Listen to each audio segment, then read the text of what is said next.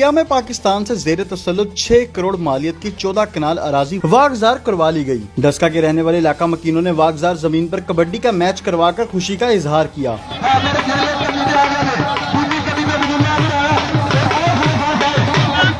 Assistant commissioner Asif Hussain के मुताबिक dialogue की टेबल पर वागजार जमीन पर स्टेडियम बनाया जाएगा। यहाँ पर जो लोग जिनके पास ये ज़मीन थी उन्होंने खुशी के साथ वॉलंटियर करके हैंड ओवर कर दी है।